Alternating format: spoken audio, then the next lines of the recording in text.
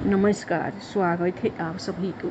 आज का विषय है भगवान का खेत। एक समय की बात है, गोवर्धन नाम का एक पशुपालक अपनी पत्नी दामिनी के साथ बीजापुर नामक गांव में रहता था। वह अपने मवेशियों को चराने के लिए पास के ही पहाड़ों पर ले जाता था। सारा दिन वहीं बिताने के बाद शाम को उनके साथ घर लौट आता था।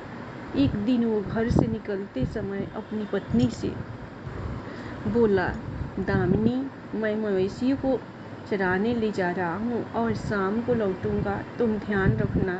दामिनी बोली, अरे बिना कुछ खाए कहाँ जा रही हो? पहले कुछ खा लो, फिर चले जाना। मैंने नाश्ता तैयार करके रखा हुआ है। गोवर्धन बोला, हाँ मैं नाश्ता करके जाऊँगा, तुम मुझे थोड़ा ताज़ा मक्खन दे दो जो तुमने कल रात मिट्टी के बर्तन में बनाया था। दामिनी ने पूछा, आप तो कभी मक्खन खाते नहीं, फिर आप क्या करोगे? उसका किसे खिलाओगे? इस पर गोवर्धन बोला, किसी को नहीं, रास्ते में भगवान कृष्ण की एक मूर्ति है और कोई भी उन्हें कभी कुछ नहीं चढ़ाता। मैंने सोचा क्यों ना आज उन्हें ताज़ा बनाया हुआ मक्खन अर्पित किया जाए, उनको भी अच्छा लगेगा। अब हमारे पास और कुछ तो है नहीं, तो कम से कम हम मक्खन तो चढ़ा ही सकते हैं। दामिनी बोली, यह तो अच्छा ख्याल है, लेकिन हमारे मवेशियों का भी ख्याल रखना। इन दिनों आप ज़्यादा ही आध्यात्मिक होते जा रहे हैं, कहीं उनके ध्यान न हट जाए आपका। गोवर्धन बोला, हाँ हाँ, मैं ध्यान रखूँगा। गोवर्धन अपनी पत्नी से नाश्ता और मक्खन साथ लेकर घर से निकल पड़ा। रास्ते में वो विशाल बरगद के पेड़ के नीचे भगवान कृष्ण की मूर्ति के पास रुक गया, जैसा कि वह हर रोज करता आया था। उसने पहले भगवान की मूर्ति से प्रार्थना की और फिर उनसे बातें करने लगा और उनसे अपनी दिनचर्या के बारे में बातें करने लगा। हे कृष्ण, जंगल के सभी खतरनाक जानवरों से मेरे मवेशियों को बचाने के लिए आपका बहुत बहुत धन्यवाद। आपकी कृपा से मेरा जीवन खुशहाल बीत रहा है। आज मैं आपके लिए अपने घर से ताज़ा मक्खन लाया हूँ, यह लीजिए, खा के देखिए, मेरी पत्नी ने निकाला है। आपको तो ताज़ा मक्खन पसंद है ना? इतना कहकर गोवर्धन ने मूर्ति के सामने मक्खन से भरा वह घड़ा रखा और फिर पहाड़ों में मवेशियों को चराने के लिए निकल पड़ा। सूरज डूबने के बाद वो वापस आया और फिर आकर श्री कृष्ण की मूर्ति के पास रुक गया। उसने देखा कि मिट्टी का वो पूरा घड़ा खाली था। खाली घड़े को देखकर वो आश्चर्यचकित हो गया और भगवान ने उसकी भेंट स्वीकार कर ली। यह सोचकर काफ़ी प्रसन्न हो गया और कहने लगा, हे कृष्ण, आपने आखिरकार मुझ पर दया की और मेरी भेंट स्वीकार कर ली। आप मेरी सारी बातें सुन लेते हैं, मैं तो धन्य हो गया। अगर आप स्वीकार करें तो मैं आपको प्रतिदिन खुशी से मक्खन अर्पण करूँगा, शुद्ध घर का निकाला हुआ मक्खन। गोवर्धन ने अपनी अपार प्रसन्नता व्यक्त की। वह बोलता ही जा रहा था।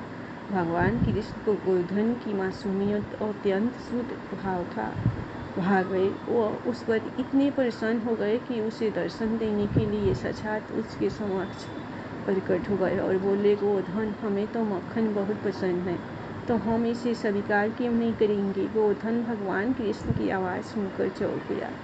उसे यकीन ही नहीं हुआ कि यह हकीकत है। वह कहने लगा, भगवान कृष्ण, क्या आप स्वयं मुझसे बात कर रहे हैं? मैं तो आपकी आवाज़ सुनकर ही धन्य हो गया, और अगर यह आप ही हैं तो मैं आपको देख क्यों नहीं सकता? अगर आप दर्शन देंगे तो मुझे यकीन हो जाएगा। भगवान कृष्ण उसके सामने प्रकट हो गए और गोवर्धन पूरी तरह से आश्चर्यचकित हो गया और कहने लगा, आप साक्षात मेरे सामने हैं, मैं आपका बहुत बड़ा भक्त हूँ। मैं प्रतिदिन आपको यहाँ आकर मक्खन का भोग लगाऊंगा।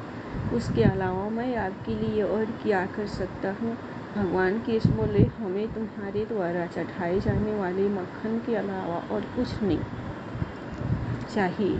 तुम्हारी भक्ति से हम अति प्रसन्न हुए हैं और तुम्हें वरदान देना चाहते हैं। तुम जो चाहो मांग सकते हो। गोवर्धन बोला, हे कृष्ण, मेरे पास जो कुछ है मैं उसमें पूरी तरह संतुष्ट हूँ और मुझे कुछ नहीं चाहिए। मैं केवल हर दिन आपके दर्शन करना चाहता हूँ। इस पर भगवान कृष्ण ने कहा, ठीक है, हम तुम्हें यह वरदान देते हैं, लेकिन एक शर्त है, ये बात तुम कभी किसी को नहीं बताओगे। क्या तुम ऐसा कर सकोगे? गोधन बोला, मैं आपसे वादा करता हूँ कि यह बात किसी को नहीं बताऊँगा। अब आप अनुमति दे दो, मैं चलूँ। बछड़े अपनी माता की परीक्षा कर रहे होंगे, उनका बिना वह विचलित होंगे। प्रभु भगवान कृष्ण बोले, जरूर जाओ गोधन, लेकिन कल हमारे लिए ताजा मक्खन लाना मत भूलना। गोधन बोला, जरूर ले आऊँगा प्रभु। भगवान ने मुस्कुराकर कहा, ठीक है गोधन, कल मिलते हैं। भगवान कृष्ण अंत ध्यान हो गए और गोधन फिर से घर लौट आया। आज की घटना के बारे में उसने अपनी पत्नी तक को नहीं बताया, लेकिन अगले दिन फिर मक्खन का घड़ा लेकर वह घर से निकल पड़ा। घड़ा कृष्ण जी की मूर्ति के सामने रखकर वह फिर से उनसे प्रार्थना करने लगा, भगवान कृष्ण, कृपया मेरी भेंट को स्वीकार करें। मैं आपके लिए मक्खन लाया हूँ। भगवान कृष्ण गोधन के सामने आज फिर प्रकट हुए। गोधन के मन में एक शंका थी। उसने भगवान कृष्ण से पूछ ही लिया, प्रभु एक बात बताए, आप हम सबके लिए हमेशा हाजिर है और अपने सभी भक्तों का ध्यान रखते हैं, लेकिन आप कभी एक शब्द नहीं बोलते और हर समय खड़े रहते हैं। आप थक जाते होंगे ना? आपको कभी कभी आराम भी कर लेना चाहिए। मैंने ठीक कहा ना प्रभु? भगवान कृष्ण बोले, गोधन, तुम पृथ्वी लोक के मनुष्य की अजीब होते हो। जब तक भगवान जवाब नहीं देता तुम कहते हो कि भगवान का अस्तित्व नहीं है। अब जब हमने तुम्हें दर्शन दिए तब तुम हमें ही सुझाव देने लगे।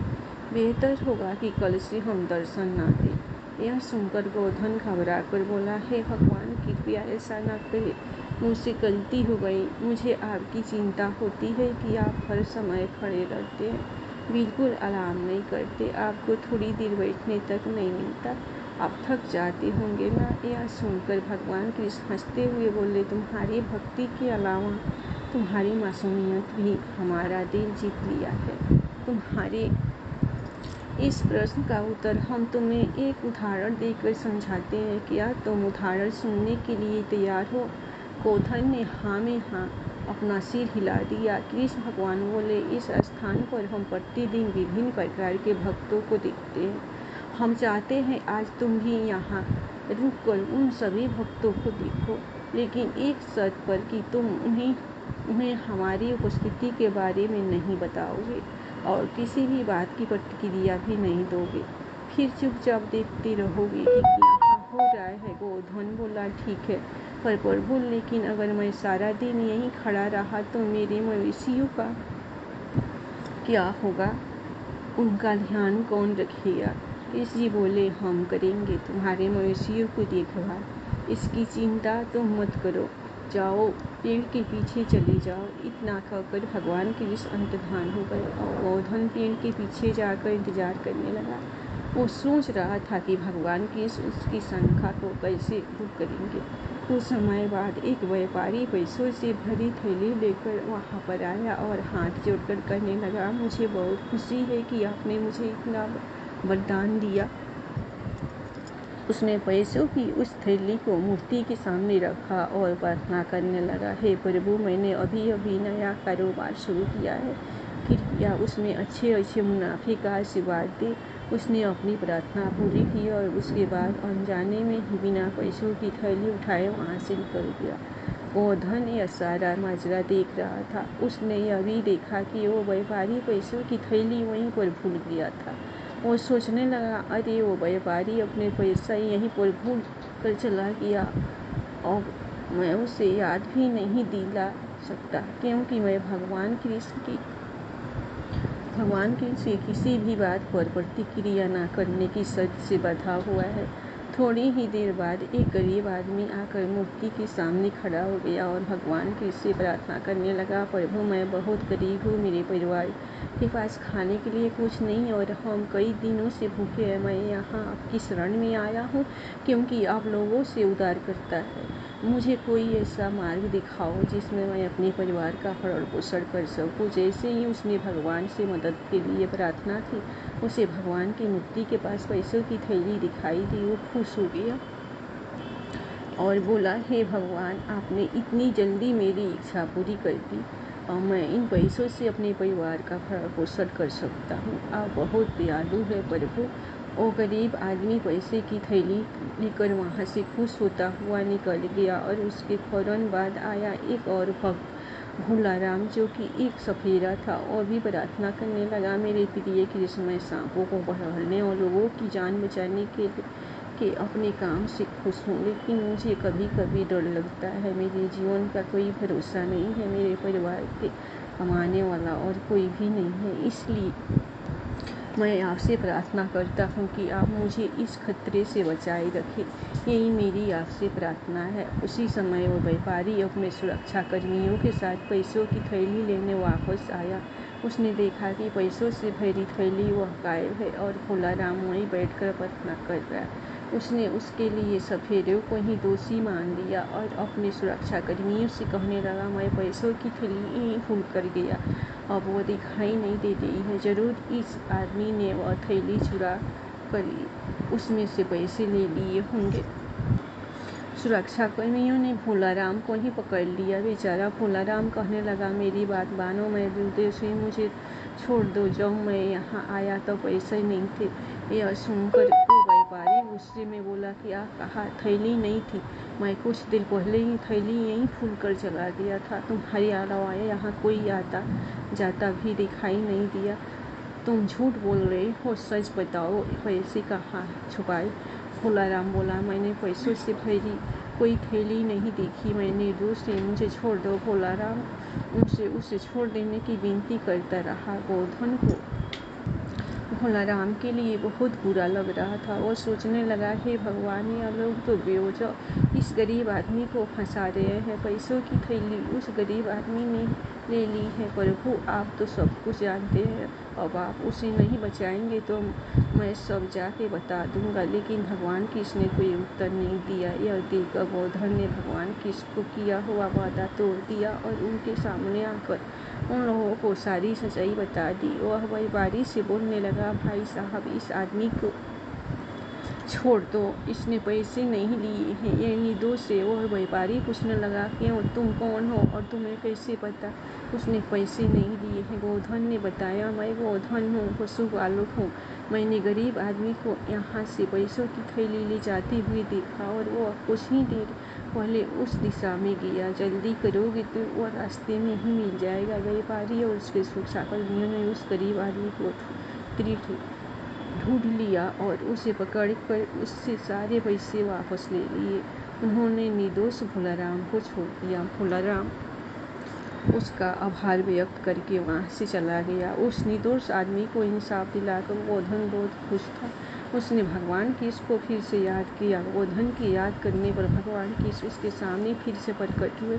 उसने फिर भगवान के सारे अपना संदेह व्यक्त किया, प्रभु, आप चुप क्यों थे जबकि आपके सामने ये पूरी घटना हुई? जैसा मैंने किया, आप भी तो इस समस्या का समाधान कर सकते थे, आपने कुछ क्यों नहीं किया? भगवान कृष्ण कुछ गंभीर होकर बोले, गोधन, क्या तुम्हें एहसास है कि तुमने अभी क्या किया? गोधन बड़ी दृढ़ता से बोला, मैंने एक निर्दोष आदमी को बचाया क्योंकि मैंने सब कुछ देखा है। मुझे पता था कि पैसों की थैली उस गरीब आदमी ने ले ली थी, लेकिन निर्दोष भोलाराम को ऐसे अपराध की सज़ा मिलती तो उसने किया ही नहीं। इसीलिए मैंने उसकी शर्त तोड़ दी और एक निर्दोष आदमी को बचाने के लिए आपकी शर्त तोड़ दी और एक निर्दोष आदमी को बचाने के लिए सच कहा। भगवान कृष्ण बोले, तुम्हें लगता है कि तुमने भोलाराम को बचाया, लेकिन वास्तव में तुम ही उसकी मृत्यु का कारण बन गए हो। जानते हो कैसे?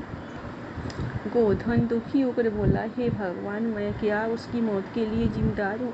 वह कैसे? मुझे समझ में नहीं आया प्रभु।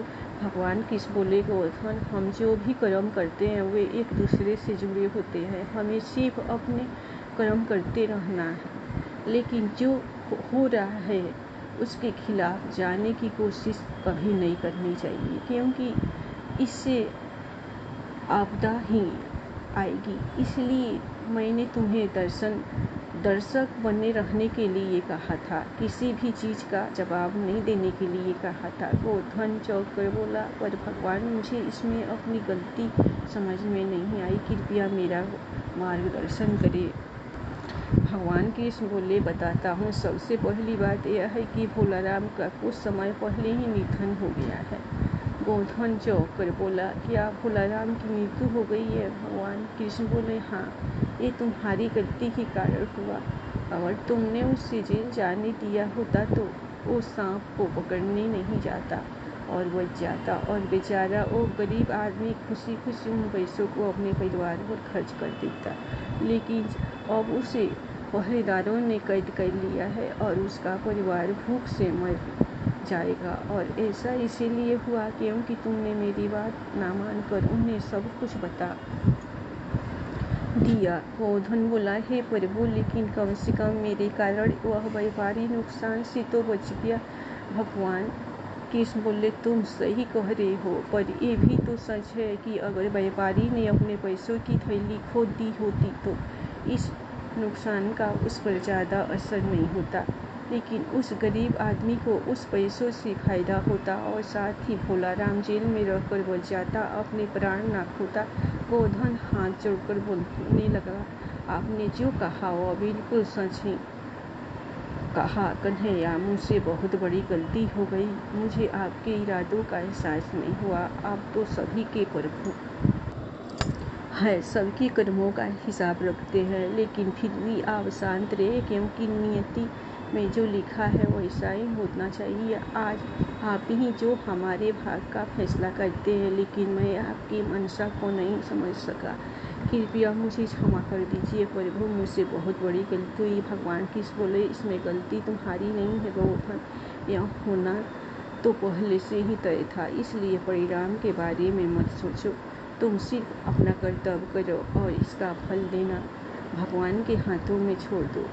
इतना कहकर भगवान के इस अंतर्ध्यान हो गए और गोवर्धन अपना मिट्टी का घड़ा लेकर वापस अपने घर लौट आया तो इस घटना को भूल गया।